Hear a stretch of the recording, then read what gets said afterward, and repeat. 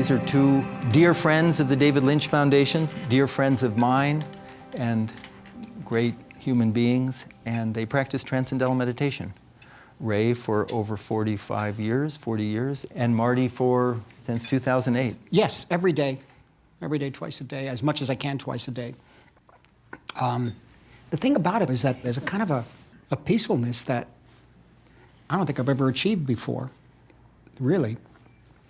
And I must say it, it has made a major difference because, particularly in the morning, because the amount of things that have to be done and the things you have to worry about, and this, suddenly it just comes together and you stop. I find that I can't do without it that way, literally. I started in 1968 or 69, and it changed my life because, like, I was a very ordinary or subordinary student, and it brought me a clarity, and it made me independent, made me free-flowing, it just gave me lots of gifts. I remember doing a film called Hugo, which was a film we shot in 3 dimensions, and it would take about an hour to get there to the studio. But in the morning, I would get up maybe 45 minutes earlier to do meditation before I was able to face that set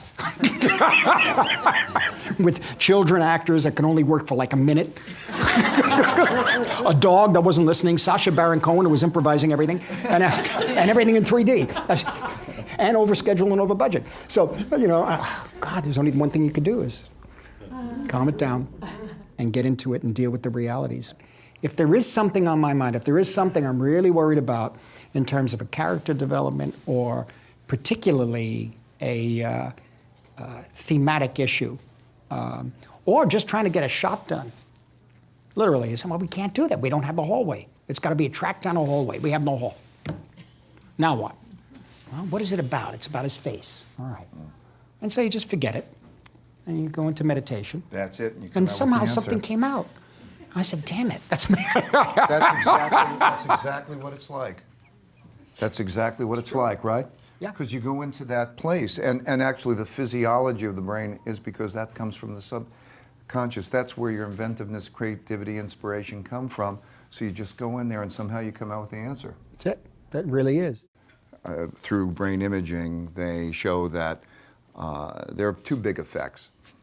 The first is that your amygdala, the part that is causing you the stress, calms down, and your prefrontal cortex lights up. And so that brings you an equanimity. If I don't do it, I tend to waste the time, the energy, the franticness, and things can be very, very frantic. And that 20, 25 minutes, whatever that is a godsend. The thing to convey is also how it compounds so that it keeps getting better. Whatever amount that you're meditating, next year will be better, and the year after that will be better. So I meditate 20 minutes a day, except if I've got a busy day, then I meditate 40 minutes. So experience it yourself. How much convincing do you need?